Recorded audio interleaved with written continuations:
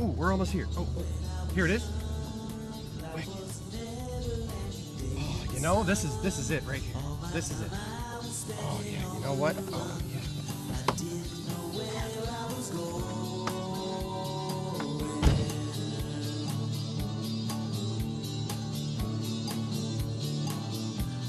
So much older now. It's time to run with. You know, we must have stared into each other's eyes for, well, it seemed like, you know, a minute, but it was a good minute, and I think that Cal and I shared something. You know, it's beautiful when a cow runs. There's something spiritual about it. I think I shared something spiritual back. You know, cows don't care if they're graceful or not. What's beautiful about it is that there's point A to point B. I figured, you know what, Edward? That's the attitude to have. So I cow ran all the way back to Halifax. Yeah, sure. You know, I mean, people stare. You know, I mean, they sit on the side of the road, their kids, you know, pointing and laughing. They drive by, staring. Parents telling their kids that that's what happens to you if you don't eat your broccoli. But none of that matters actually when you're cow running. You stay focused, and you just point B it all the way. You know, that's the way it goes. Point B.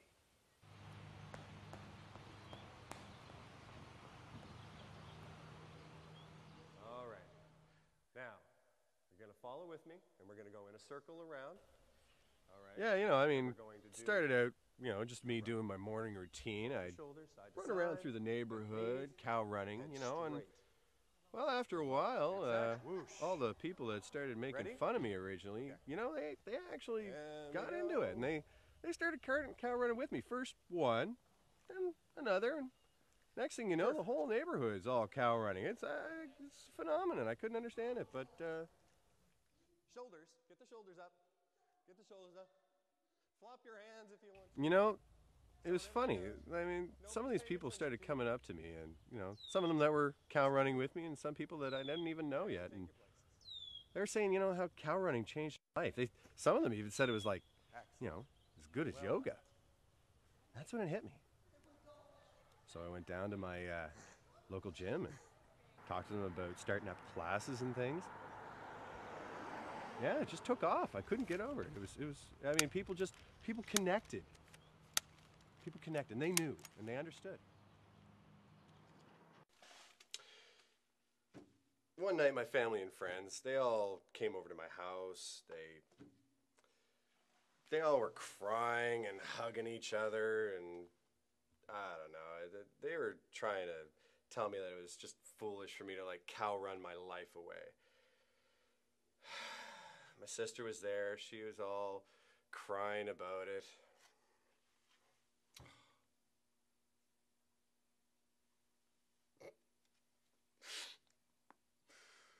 They gave me an intervention. I love her. But I got over it. But give me an intervention. I mean, really, come on. I mean, me. I look normal to you, don't I? I mean, really, come on. Oh, that's Sharon. That's my ex-girlfriend. Yeah, that was love at first sight.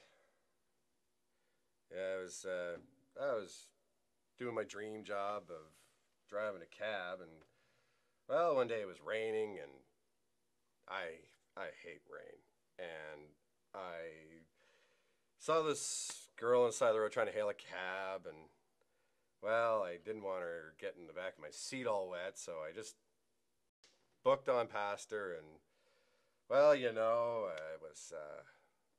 drove a little too fast, went through a puddle, soaked her, You know, a rock was in that, and that flew up, and you know, I mean, that knocked her out cold. And so, not to look like a jerk, I pulled over and got out to help her, and I hailed another cab to take her to the hospital. And, well, went to visit her, check on her, and, well, she was kind of cute, so, well, the rest, as they say, was history about that. But, you know, she just, I don't know, she just didn't get me. Well, you see, it all started, Montreal had just lost again in the playoffs. And anyway, well, my girlfriend Sharon, she couldn't handle my depression about it, and just, you know, she couldn't handle all being second. What was it she said to a losing hockey team? Anyway, so she packs up the dog and leaves. I was hardly listening to her, but you know, a few weeks went by, and I mean, I was still pretty depressed about Montreal losing and all that. So I just hopped in my cab, and you know, I just headed out on the road just to wherever. I got in my cab, decided I was just gonna go, and I just drove until you know, I really had no idea where I was going, and I said, God, just give me a sign or something, or like, tell me where I'm going, what I'm doing. And I shit you not, right at that moment, this car ran out of gas. So I you know, I couldn't help pull over. I got out of the car. I walked out into the field. It was kind of foggy, but I could make out a noise. It sounded kind of like a moo. And I turned, and I was staring into the most beautiful brown eyes I've ever seen in my life. This cat, a cow. I'm sorry. I need a moment. I'm sorry. All right, ladies. Oh yeah, the workout classes really took off. Everybody's getting into the hype. It's pretty big right now. I'm kind of actually getting ready to do a world tour. Actually, you know, going like Grand Manan Island and Newfoundland. It's actually to promote my new tape, Run Like Cows.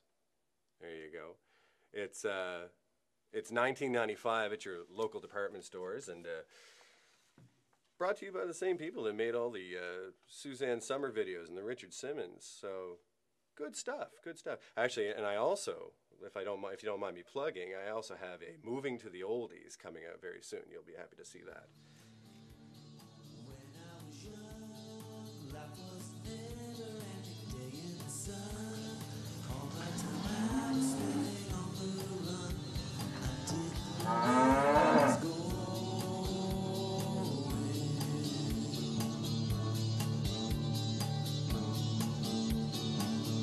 I'm so much older now. It's time to run with cows.